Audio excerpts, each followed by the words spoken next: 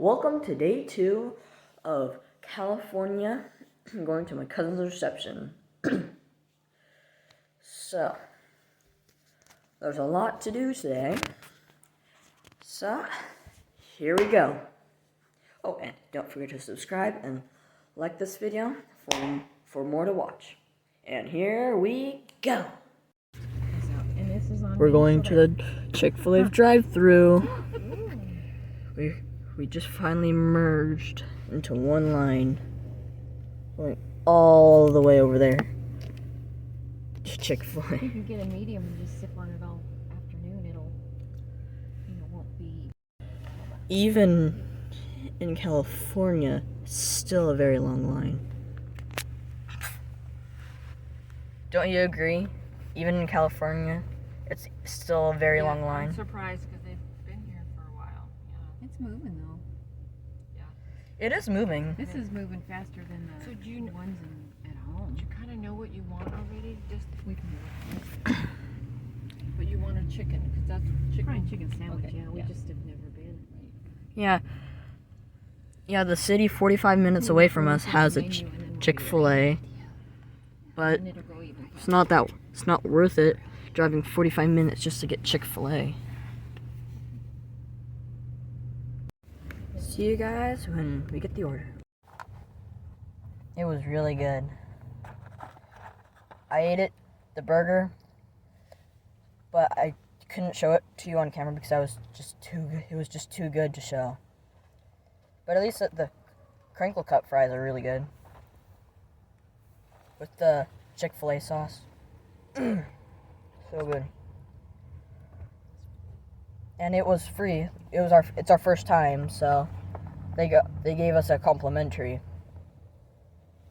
They were so kind. Excuse me. Well, it was our first time having Chick-fil-A, so on to the next. well, I can see why. It's so comfy. Right now it has a low tire, and I don't know which one. Little snack. The sensor thing came on? The sensor thing came on, so I was going to take it over. As soon as I get here. It's gonna be delicious. I looked at it and it's not flat. Did you drive here today? I'll go take a look at it.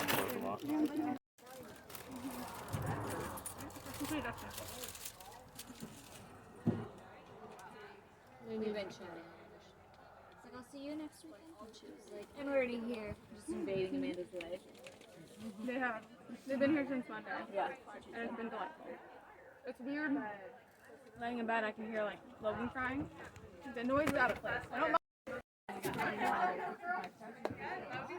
He's a good age to be at somebody's house because he just.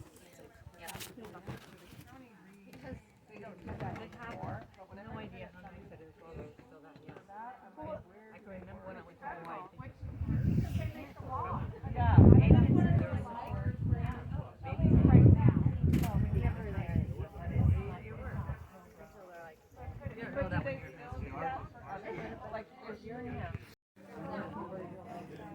Jeez, you did it far.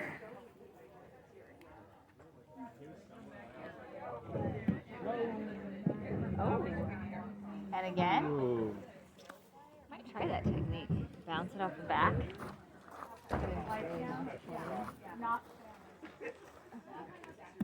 Apparently you're going for that too. I'll go. Uh-huh. Angle it. Ooh. Okay. Alright. No. Oh.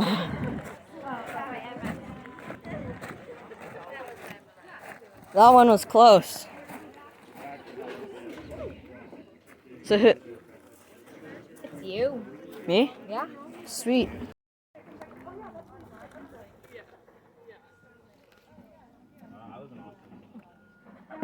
Oh, I hit a divot.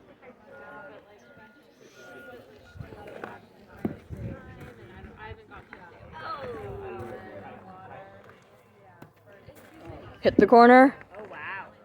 Yes! Yes, the closest one. Yes. No!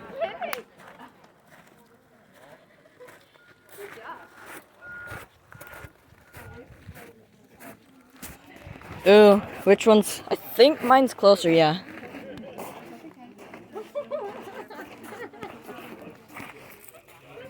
Yep. There's honeybees going all around these bushes.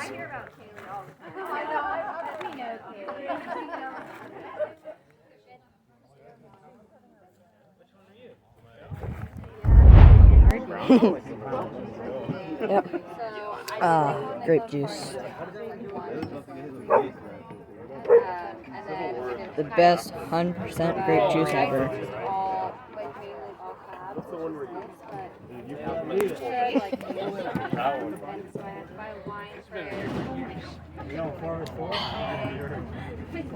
I'm like so in it.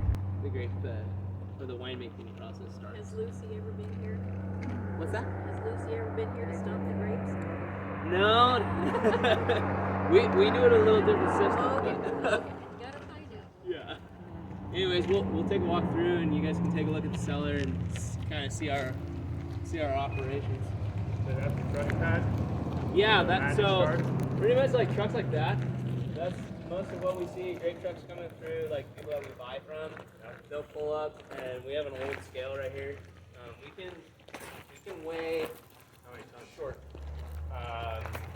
We're usually weighing as long as whatever truck we're weighing can fit on the scale. We can weigh.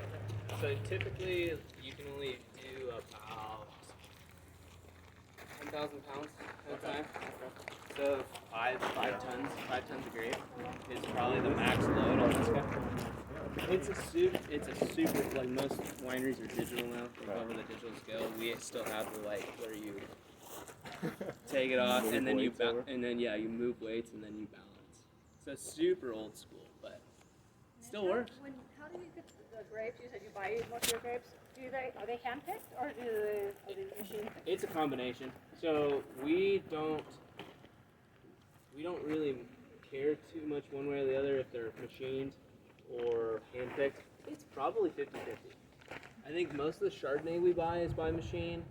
A lot of white grape, Sauvignon Blanc, Chardonnay is machine harvest, but a lot of the red grapes are still hand-picked. Because they're more fragile, or? Zinfandel, typically it's the trellis system, like Zinfandel or ride with Anthony and Ashley.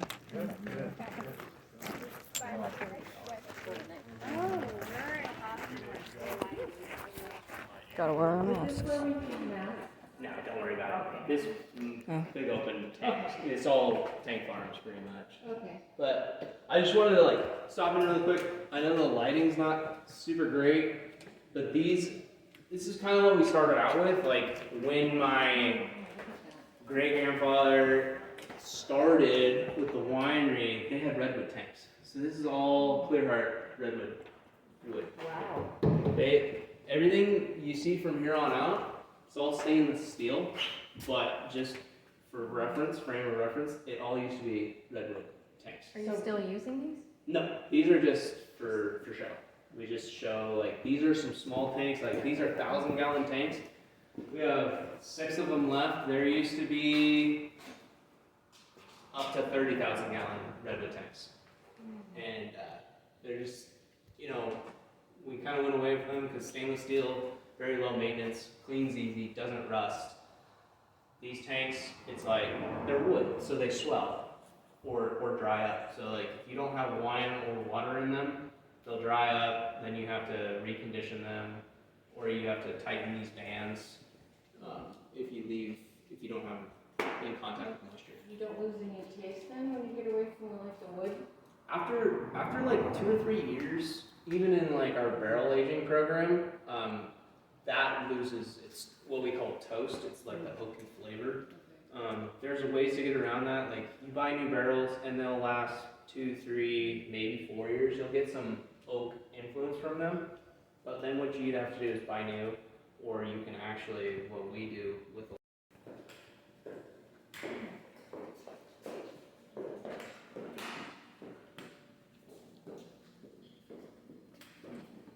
Oh wow, it's even bigger in here. Seriously big.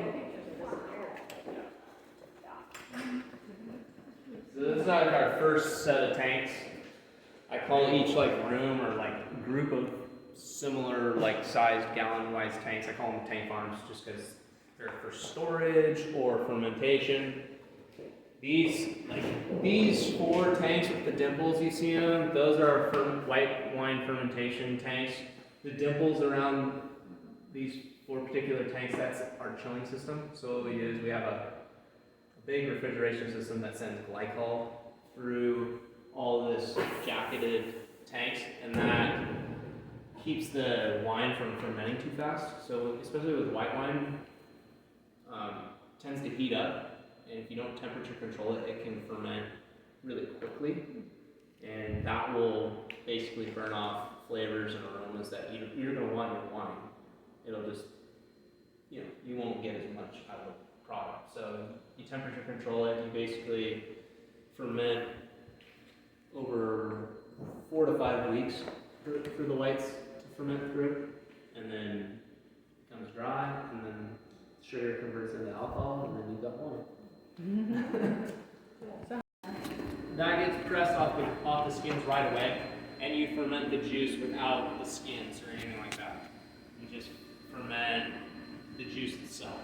You add the yeast, and you add whatever additions you need, tannin. So this is our white wine fermenter, our white wine fermentation barrel. So like we have not that much going on in here. It's 1 lot of Chardonnay that we do a barrel age in it. Today we had the signature selection. We just have like 1 special lot that we ferment this Chardonnay in stainless steel tank. So like there's like 8 grips of residual sugar, and then we bring it into barrels. So it picks up a little bit of that oaky flavor. So this is American oak. But it's kind of confusing because it's American oak, but it's a French oak. So it'll have a French name on some of these barrels, but it's American oak. It comes from America. But that's the How many times do you use that?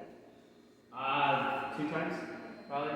So like with the white wine too, we always buy used. So we always want to buy like 2 to 3 year old barrels because we don't want it to be like super open.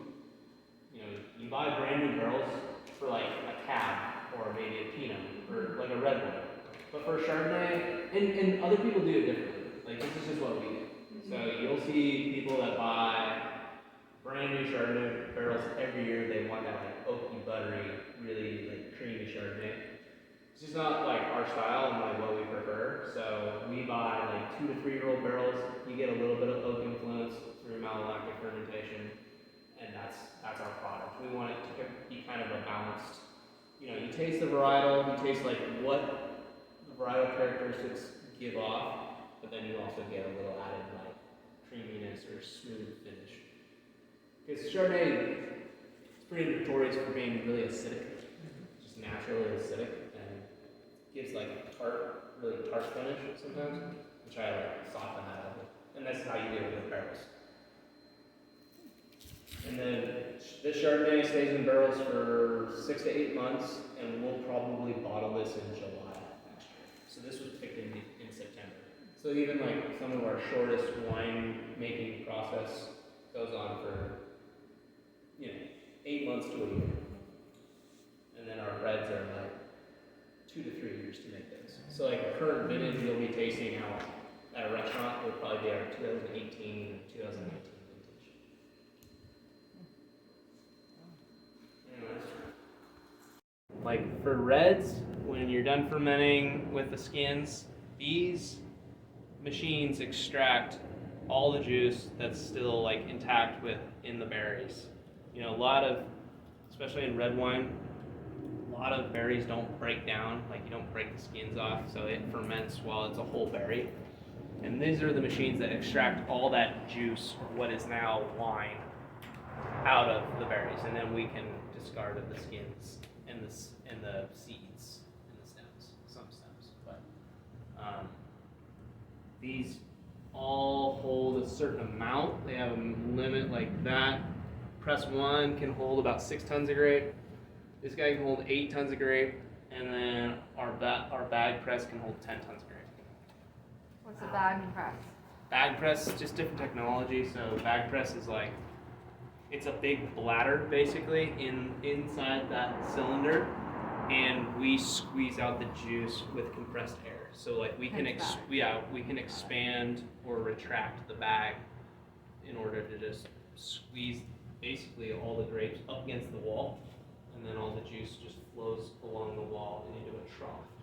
And during harvest, all these hoses are connected to the presses and the troughs that are in the bottom of the presses, and they go into here, which is all tarped off now, and get that, but it's all sump pumps. There's like 300-gallon holes in the ground, and that's all pretty much from there.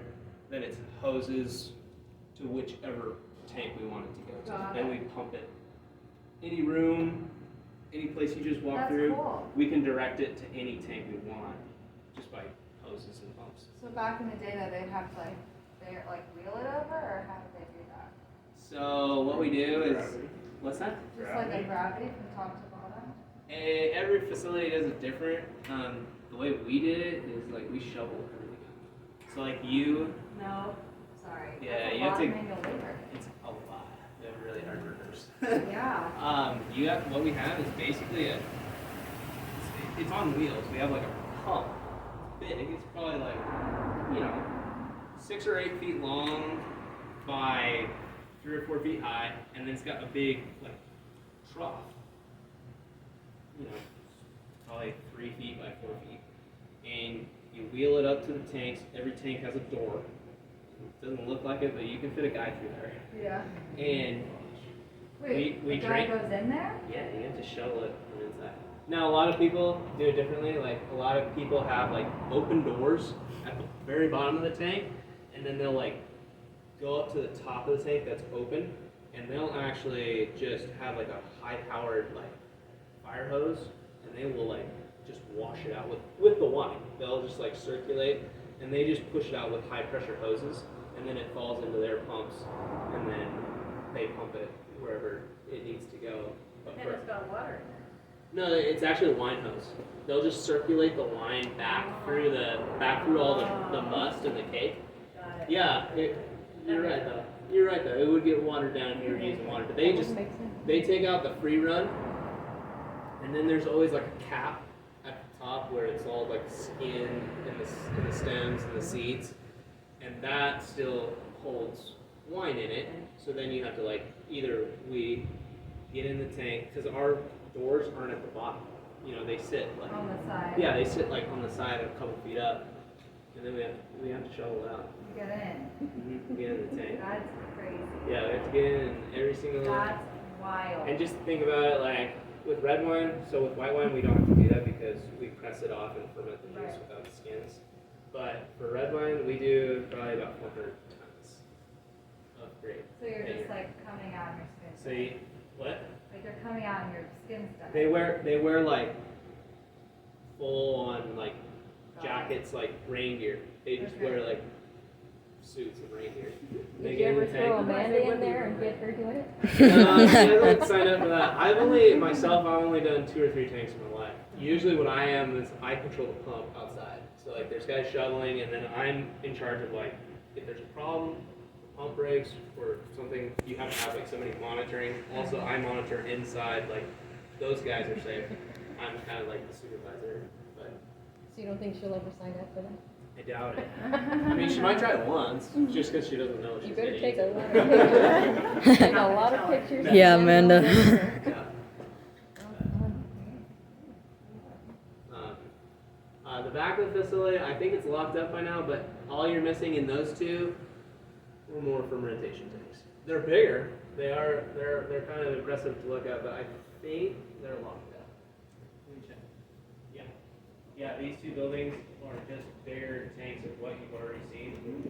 Basically, they were built. Yeah. They were built.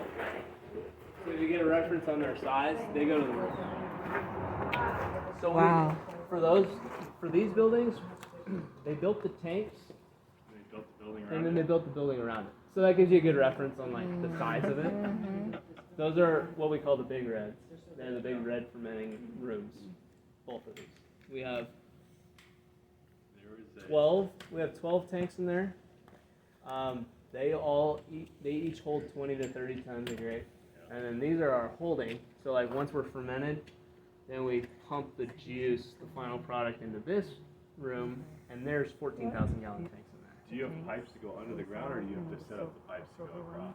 We set up the pipes. There's just one hose that goes across right here. When we're so like whatever our distributor The inventory. is kind of our representative for each state, but like here in California, Wine Warehouse is our distributor. Kind of our most popular account. Like we have some of these wines at Costco. Everybody knows about Costco. So we have 2 or 3 SKUs in Northern California Costco. I don't think it stretches to Southern California just because we don't make enough case production to like satisfy like the volume that they require, because they you buy in bulk there. But it's spread out. Like we're such in a kind of middle of the run, like production wise, where you could see us anywhere across the country, but it's in select places, and it may not be for the full year. Like it might be seasonal. Like it may be like you can go to New York and find us in a steakhouse for like 3 months of the year, but we only allot like a certain amount to each distributor, and then it's just like that's just where we're at. Like if we wanted to bump it up to like 200,000-300,000 cases a year, we'd have to change a lot as far as facility and just overall staffing to produce that. Right now we produce about 55,000 cases a year. So what? Yeah, we're still volume based. Like we have a presence in the distribution market, but not like the presence of like Gallo or Ferrari Cron or Jordan. Those are like the guys that Every are. grocery store you walk into, Yeah. those guys are. It's like, They're in those Thomas No, they're in grocery a stores bunch of though places in Texas. Austin. yeah, we have a good broker in Texas. Yeah. Yeah, I like our broker in Texas. We've been to some grocery stores, or I'm sorry, restaurants too. We're like, oh, should we order the wine just Hey, for you a guys. novelty? No, I'll go straight to the source. Yeah, I was gonna say. Don't worry, you got a better connection than that. Oh, hey guys. You have a presentation? Yeah. You guys caught the end of the tour. Oh, thanks, dude. I've seen this place a couple times. So. Yeah, you know, you did a bunch of work over here. Yeah, I did, not too long dude. ago. Yeah, Can't wait to see it. It's fun, bro. It's coming out in 2 years. Alright, well, let's head through, and it's pretty much it. We got one more room to see, but that you guys are seeing a good portion of what we do here at the winery.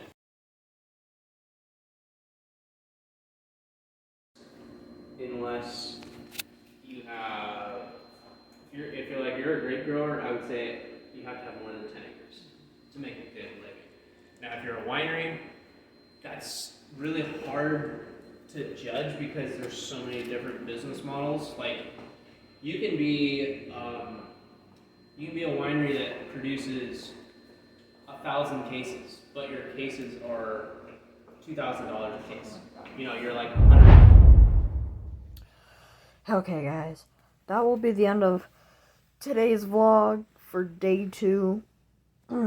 I know it's gonna be a long video, 23 minutes and so on seconds long, but still, if you made it through the end of the video, congratulations, and